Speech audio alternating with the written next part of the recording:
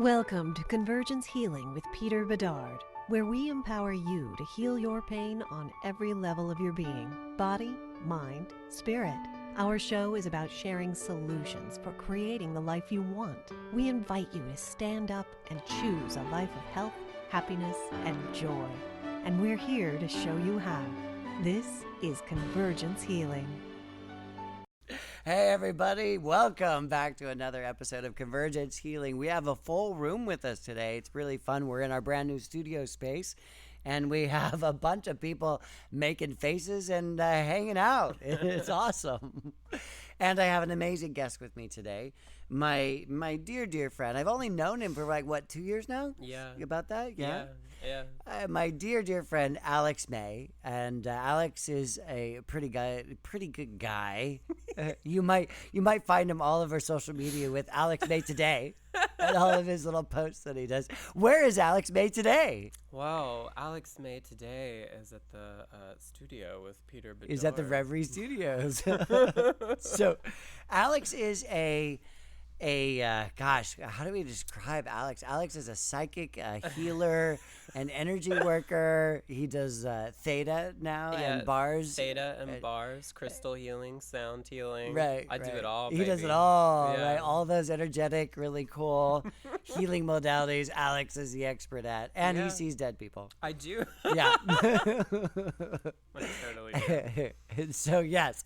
Alex is just awesome. He is just an incredible spirit living in the world. And Alex, I'm so happy that you're able to come on. I know we've tried to do this before. Yeah. And you've been transforming your life. Baby boy has been busy. He has been on a mission lately. Right? Yeah. So I want to jump into a little bit about what you do, but let me get into our quotes. Yeah, please. Right? So you guys all know that I go online and I have the thought about our guest and who they are and what they do and how I perceive them. And I just surfed the net. And I stayed to the PG ones for Alex because I could have found a whole bunch of other quotes. Oh, my God. But I stayed towards the focus on the healing work that Alex does. And I have two quotes that came up that really resonated with me for Alex. And they're by a woman, they're said by a woman named Heidi Dupree. Heidi says, co-creating our lives from a heart-centered and spirit-connected space is simply more efficient, effective, and healthy. Oh, I love that. Right? Yeah, I thought you'd like that. And then our next quote is, in order to live a healthy, happy, and prosperous life and fulfill the reason we are each here, our mission and our purpose, we must return to our natural state of being, centered in and identified with spirit. I love that. You like her, huh? Oh, So, hey, yeah. Heidi Dupree, I Heidi think, Dupree. yeah, I think you'll really resonate with her. Right? I think it's funny that you bring that up because I feel like most people are just doing instead of being most of the time. Alex, you do not know how to do. But yes, I do think most people are sort of stuck in this sort of everyday. I'm doing this, doing that. The task oriented kind of thing instead of the being. Yeah, it's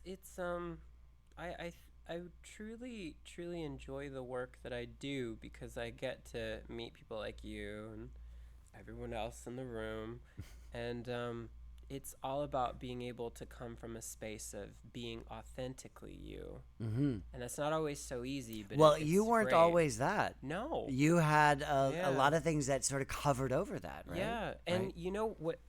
Can we talk about that? A little Yes, bit that's too? what I'm. Yes, that's why you're here. Please. So I have been. This topic of conversation has been coming up a lot with me and my clients and with my friends and on social media, and I think that people are afraid of looking at themselves more than anything. They are afraid to see themselves as being dark or light or taking a look at their self-defense mechanisms. And there are many walls put up. With me, for example, all of my walls were darkness. And I was afraid to look at my darkness. And people would say, well, you're a healer. You need to be positive all the time. And I go, no, honey.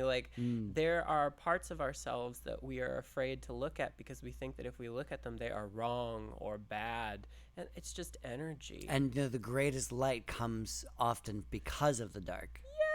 Yes. Yes. I And mean- you've had some darkness. Oh, let me tell you. Let's talk about it. So I mean, I grew up in a very interesting family and a very interesting area full of very heavy energy and lots of entities, but also a lot of lightness as well. So I had to learn from a very early age how to deal with all of that, but I spent a very large portion of my life running away from it because I just wanted to be perceived as normal by other people. Right. And a lot of other people just want to be able to be understood. Yeah, I know. I can relate to that. You know? Absolutely. Yeah. They just want to be understood, but we have all of these other walls up because we say that we want to be understood, but then we have our hand up. But you can't do that if you want to be understood. Nope. You got to open. You have to learn how to be vulnerable, and that was what really changed me. Was even like, you know, you gave me a place to stay when I first lived here, and you got to see all of it, and it was all out in the open, and I really worked for what I have now, and you got to see it all happen. And I thought I think that people my age and any other age group can learn a lot from each other by just taking their barriers down. Right. So do you feel safe actually mentioning what those things actually were? Of course. The actual Would you thing. like- would you yeah, like me yeah, to? because we're talking around it, but I think that there's a value in calling things out and saying, you know, I struggled with this, and this is who I am now. Oh, yes, of that, course. Whatever the darkness, right? These things. I did a lot of hallucinogenics. I did a lot of LSD, and I did a lot of magic mushrooms. And I came to cover up a lot of abuse that I was dealing with as a child and as a teenager, both physical and mental. At one point in my life, I was locked in the closet by one of my mom's boyfriends when I was a little kid, and it made me deathly afraid of having relationships with men for a very, very long time. Are you saying you're gay? You're not gay. I was quite. I am the lead. You could call me the, you know, when people say they're looking for their unicorn, I am the unicorn. You are the unicorn, and Yeah. you literally came out of the closet. I was out. Okay, so since we want to go there. We don't have to, wherever you feel comfortable. No, I want to go there. Part of me not being able to hide from myself was I came out very, very early. Most people come out when they're in their teens. I came out when I was like close to 12, 13, my very first year of high school. And it wasn't a choice. It was one of my friends who I was very close to called me out in front of everybody, and it was very embarrassing, and it was very sad, and it also made me feel like I couldn't be myself in front of people, and that was the moment when it started. I started to put up walls. I started to lie to people all the time. Right. I used to steal from people. We might as well just throw it all out there. But once the drug use started happening, it was like more walls came up. And I was like this impenetrable force field of darkness that nobody could get inside of. Right, and you protected yourself with the darkness. I did. It was easier to tell people to F off. Of course, I wouldn't say that on That's a podcast, you Yeah. could say. Yeah, it's fine. It was easier to tell people to fuck off Yeah. than to tell people that I loved them. Because then if I told people that I loved them, then I would be being vulnerable. And I would be letting them in. And I didn't want to let anyone in. Yeah, and it took greater strength to be vulnerable, didn't it? Yes, it did. To be able to be myself and to be vulnerable and just to be me was terrifying. It's so strange because people would always say to me, you know what, Alex, you're such a light, you're so wonderful, etc., etc. And I would just feel like the complete opposite. I would have all these secrets that I was holding about things I was doing to other people or that people were doing to me. And I was afraid. Right. I was afraid. So I'm so glad that you're being vulnerable and you're brave course. enough to share all of that, because Oh, yeah. I want our listeners to know that part of the message of the show is that they're loved no matter what. Oh, You know, our yeah. previous episode, you know, we talked with Dr. Mary Helen Hensley Oh, I love about. her. Oh, right, isn't she great? She's wonderful. So pretty, too. Right. We talked about one of the things, the stories she shared was how you can't get this wrong, No. right? I love that. Yeah. And you people could look at the life that you've had and said, no, you got those things wrong, and it's not that you didn't get it wrong. You did exactly what you needed to do in order to be the light that you are. Yeah, I mean, like, looking back on all of the things that happened to me, Yeah. they made me speed up my process of evolution 10 times faster than a regular So person. we're going to take a quick break Sure. because we know you're not a regular person. And we know that you're pretty awesome. Oh, no, we got time. I didn't realize that. I just got told.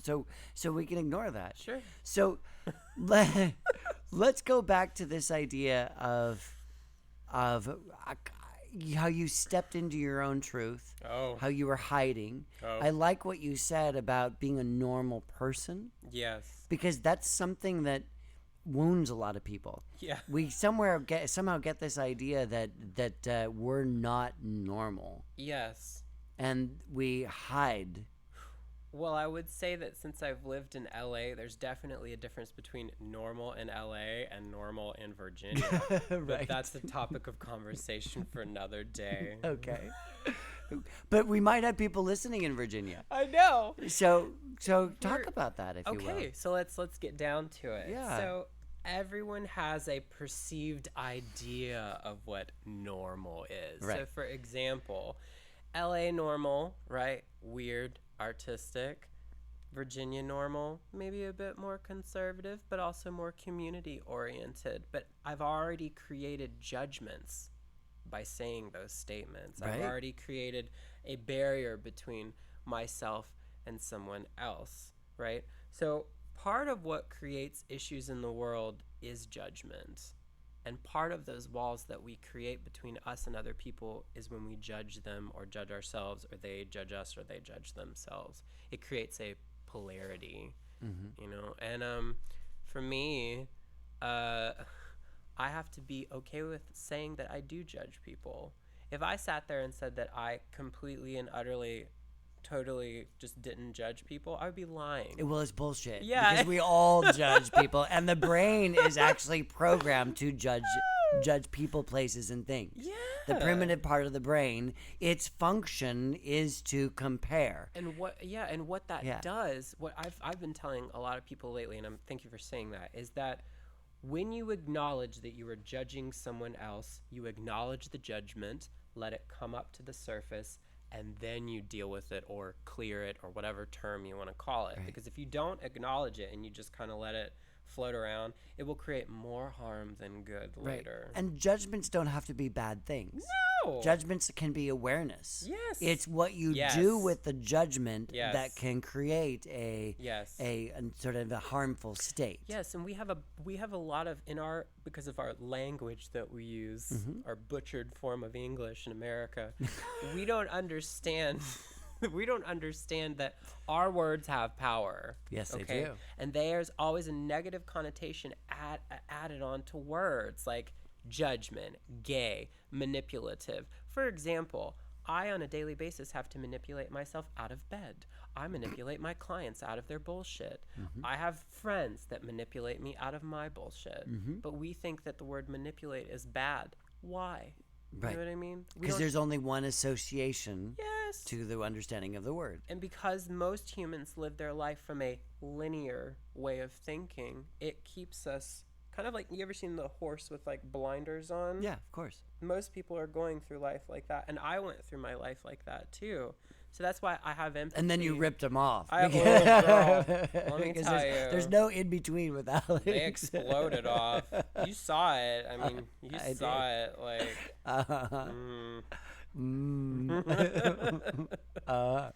So you tuned into your natural healing abilities. Yes. All Oh, can we talk about that? Yes. Okay, so I love this story because every time I tell it, I can't believe it when I hear it.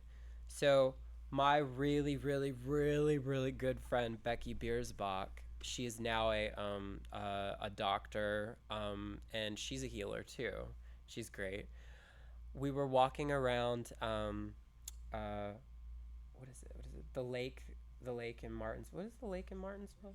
Lake Lanier, and we were teenagers, and we were just walking around the lake, and Becky fell down the hill, and her foot got stabbed with a stick, and it was like bleeding, and it was very kind of like gruesome or whatever.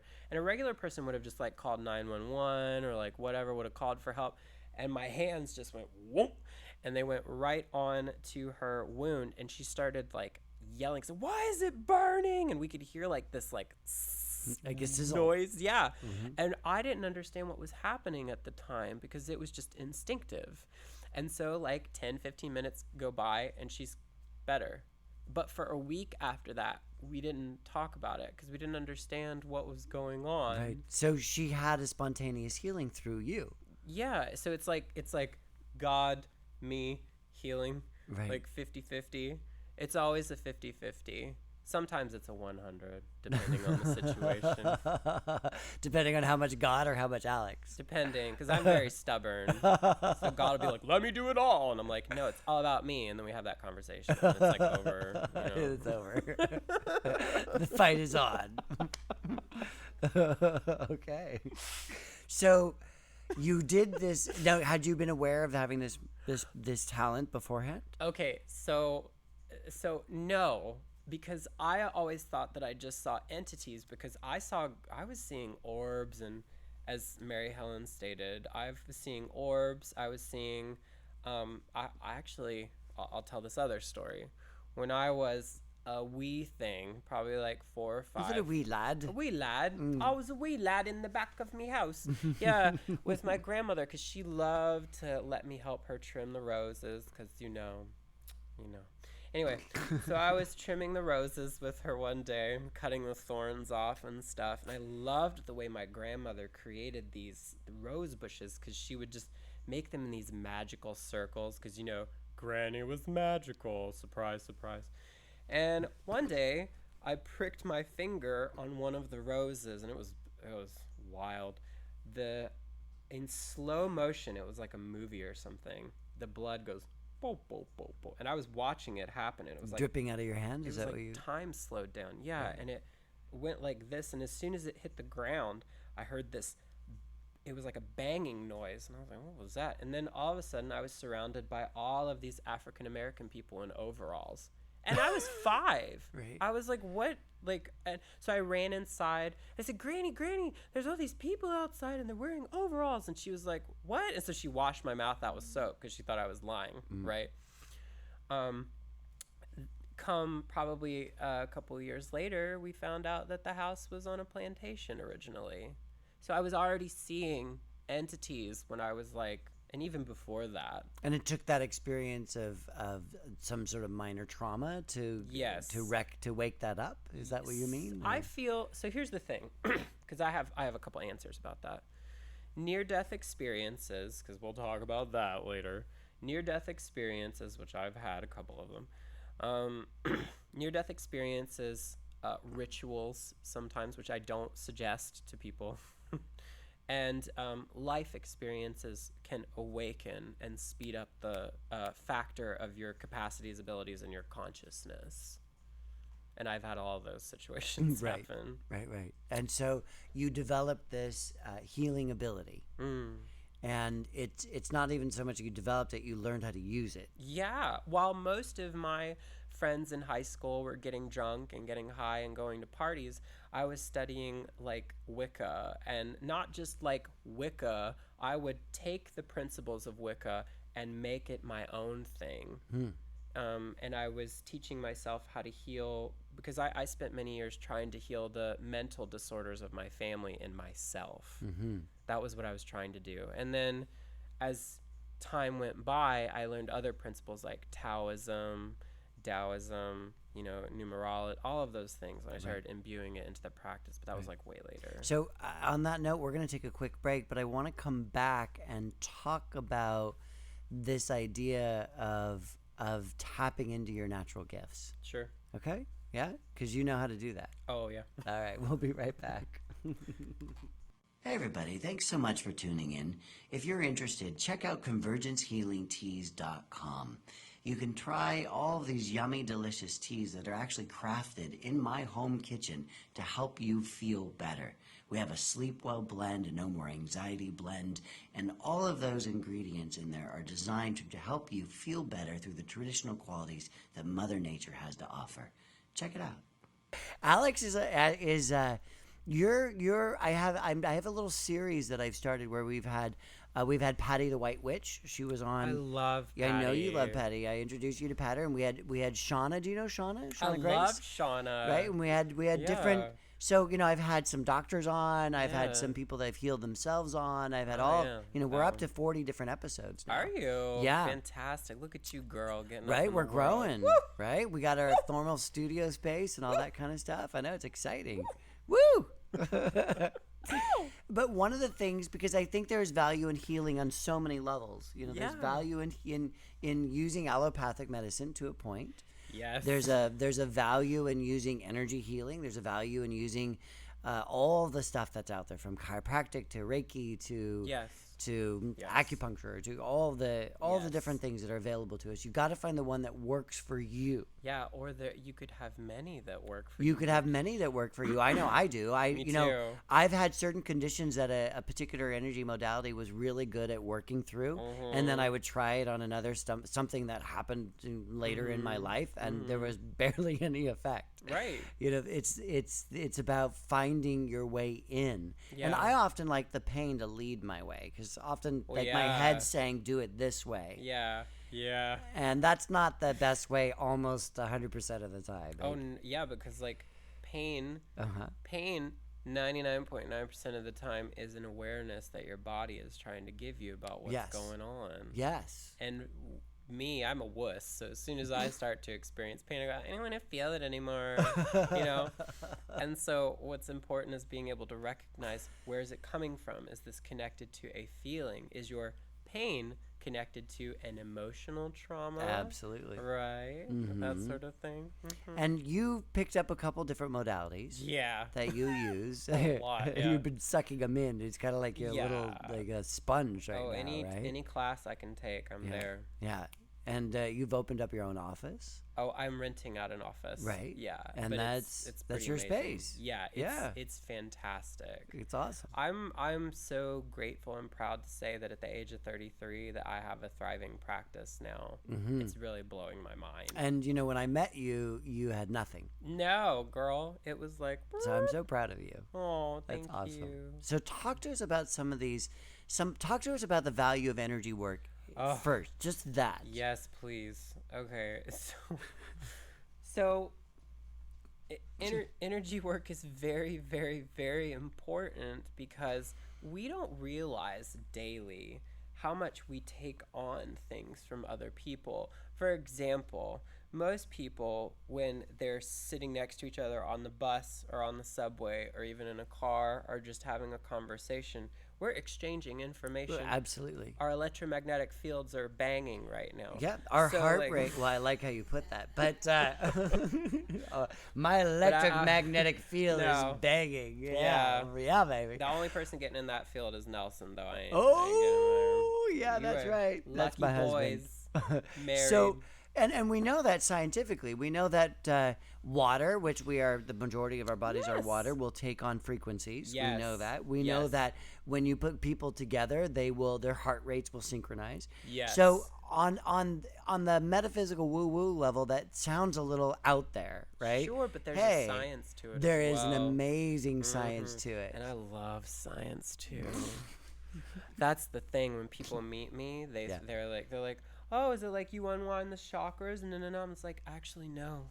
We go into the DNA and the RNA of your body and clear it out from your matriarchal, patriarchal lineage via clearings or acupressure techniques on the skull. And then they're just like, What? wow, you sound like a professional.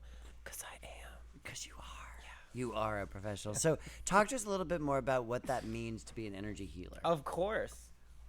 So,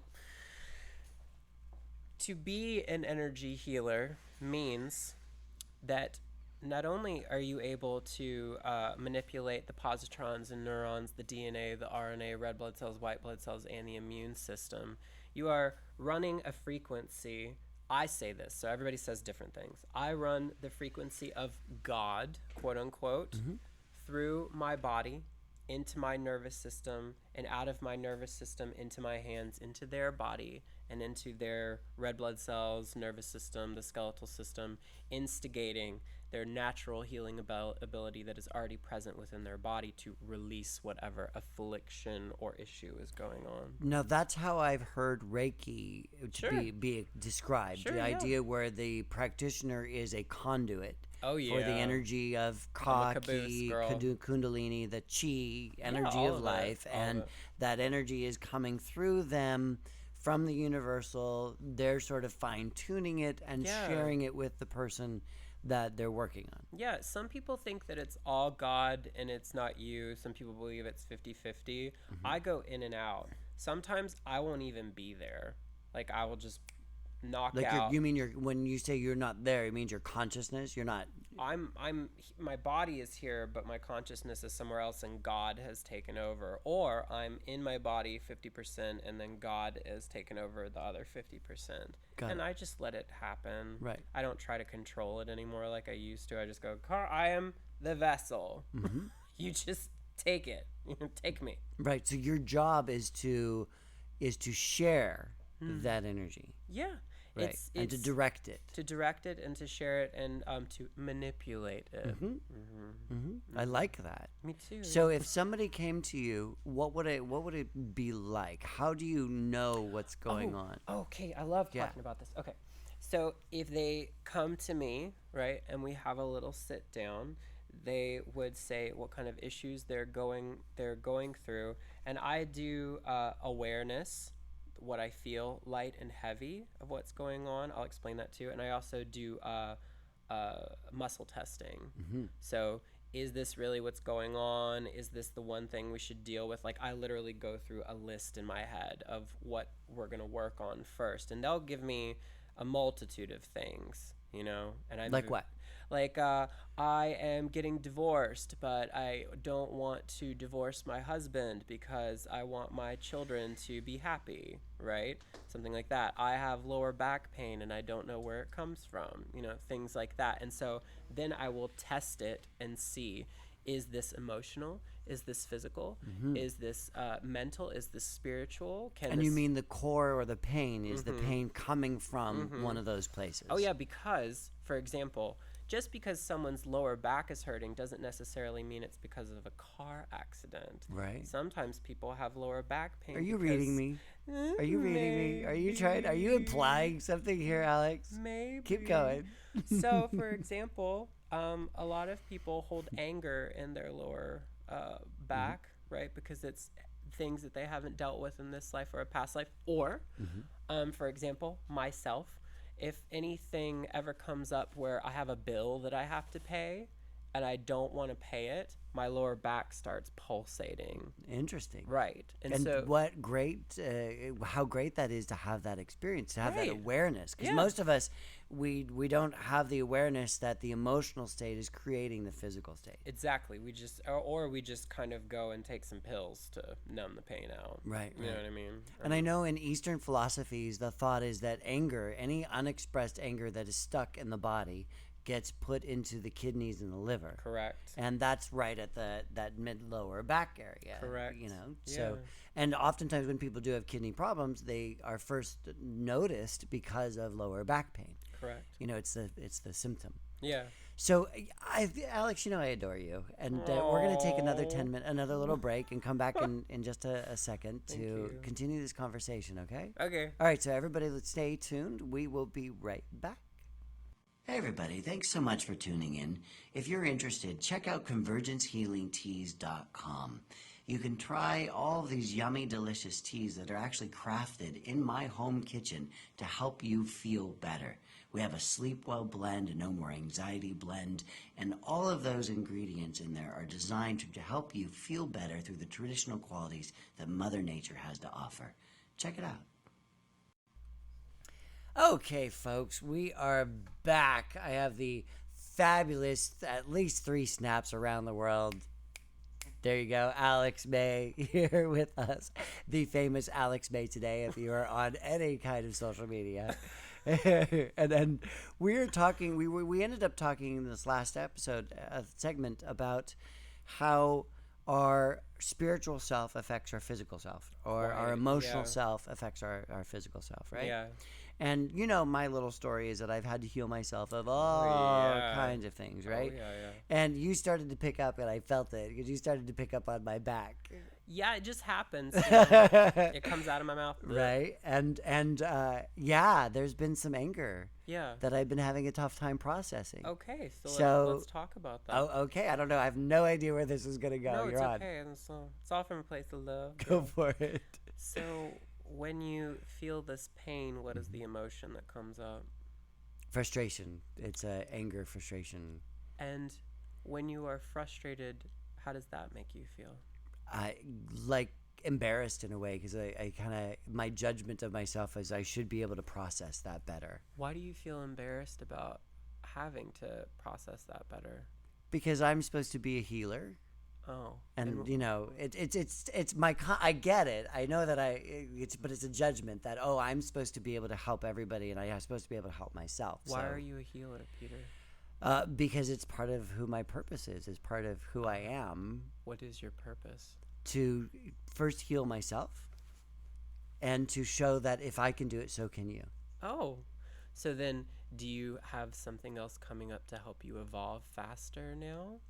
The pain, you mean? Mm-hmm. Sure, it's kicking my ass. Yeah, so you giving you basically what's happening. Basically Yeah. Basically, your body is kicking your own ass into gear so that you can take a look at what it is, and it could be a multitude of things. Mm-hmm. Now, so if I was doing work with you, sort of this energy type of work that you do, what would be? I present that to you. Sure. You called it out. Sure. What happens next? So I would muscle test it and see what it is. So. Okay. Oh, we're gonna actually do it. Okay. Oh, What do you mean? Just relax. Oh, you're just doing it. Yeah, Okay. you don't have to do anything. Okay. Just relax. So this, I tested to see if it was mental, physical. It's physical. Mm-hmm. Okay. And is the origin from this lifetime? No. Is it from a past life? No. Is it from the matriarchal lineage of your family? Mm-hmm. Is it from the patriarchal lineage? No. Mm-hmm. So we know now that this is coming from the matriarchal lineage of your family, which is the female side. Yes. And so then I would go into the origin of your family, of where it originates from. So let's see. So it is from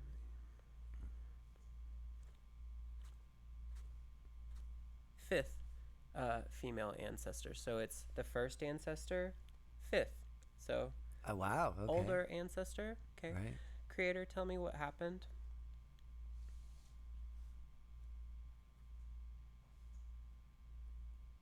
Now, for those of you who obviously can't see that, Alex is doing a little series of muscle testing where he's sort of tuning into his body, asking questions and asking his body to give a yes or no response. Got it. Uh-huh. So basically what happened was she was literally stabbed in the spot where the pain is, and it was by someone that she trusted. Was it a family member? Yeah, it was a family member. Okay. And here's what happens. Because she was stabbed right there where the pain is, whenever, and it was over a disagreement about something, right, that had to do with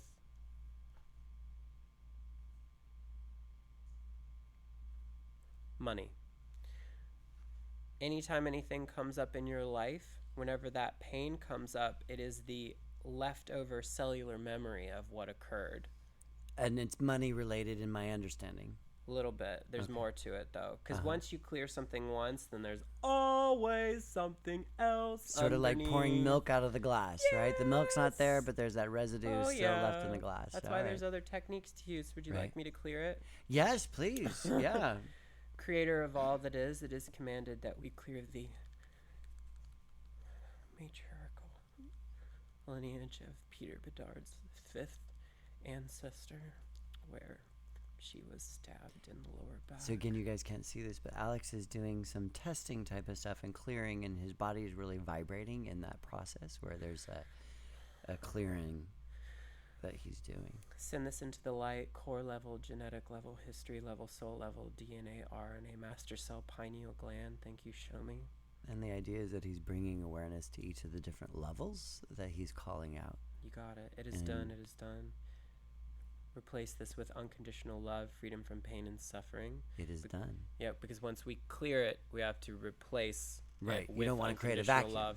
Yes, you got it. Right. Then you go into the present day. So we just cleared the past life. So then, Creator, it is commanded that we clear all of the cellular memory, patterning, and imprinting throughout all lifetimes, all realms from Peter Bedard. And then you repeat what happened of his fifth matriarchal ancestor who got stabbed in the back and had to deal with money, and et cetera, et cetera. Send this into the light: core level, genetic level, history level, soul level, DNA, RNA, master cell, pineal gland. Thank you, show me. And this is Theta right now that I'm doing, okay? And then you would do a access consciousness clearing after, which is another modality. Right. Then an access clearing would go like this. Okay. Anywhere and everywhere you are running all of the belief systems of the matriarchal part of your family. Lineage. Yeah. Are you willing to revoke, recant, rescind, reclaim, renounce, denounce, destroy, and uncreate that? I am willing. And then it clears out. Nice. So then I would say this. So now that we've cleared everything out, I would say Creator, it is commanded to instill and imbue into Peter the awareness of what this pain is. And whenever this pain comes up, that it is okay to feel it and to go through it. And for anything else that comes up, I command you to instill and imbue into Peter, into the DNA and the RNA of Peter's body and his nervous system, lightness and airiness. There you go. So you're rewiring in a way on an energetic level. Yeah. The nervous system. We're doing a disc defrag on you, girl. A disc defrag. I love that. That's all. We're defragging. Yeah. Okay. So, and I've actually heard that in the in around the different scientists and different people that I'm working from, and they're working from a very different place than where you're coming from. Of course. But they're also talking about this idea of energy, that everything is energy, that quantum theory is telling us at the core of everything is energy. Well, that's why I love science. And then thought is part of that whole thing. So awareness is a thing. Oh, it is. Well, it's interesting.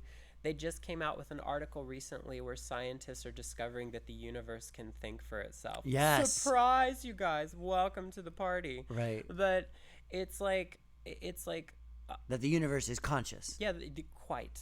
Well, I just want to talk about this really quick. When I died and I had a drug overdose, and there were 2 other times, we probably don't have enough time to talk about the other 2 times, but the same thing happened. I went up into the light, quote unquote, via some sort of dimensional gateway outside of our universe, and I met God. God was neither a man nor a woman. It looked like a cellular membrane, basically, in a pool of white light, right? And I asked God, I said, what is the point of all of this? And you know what God said to me? No, I have no idea. Figure it out on your own. I so believe that. There's a great teacher that once said, the universe has your name up on a billboard and there's a line after your name. And so let's say Peter Bedard, right, is up there on the billboard, and everybody's waiting for God to fill in that line. Right. And the universe doesn't work that way. No, so it it's doesn't. Peter Bedard is, and you get to write in that space who you are, and the universe gets to say yes to that.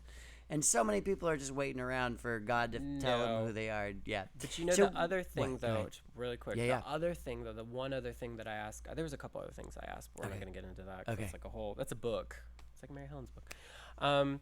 Basically, I asked God, I said, why is it that because this has to do with consciousness, why is everyone constantly trying to segregate themselves by sexuality and race and whatever, like creed or financial beliefs, whatever? Yeah. And God said this, as you can see, I am a cell, Alex. And I said, yeah, like a cell. Because I was, Hi. I didn't understand.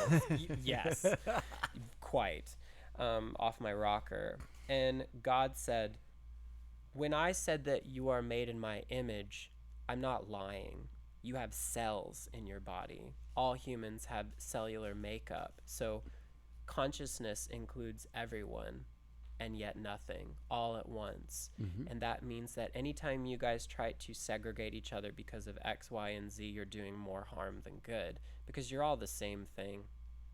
You might say that you're different races of people, but what you really are just various forms of alien beings being reincarnated into bodies. Oops. And I'm not a Scientologist either.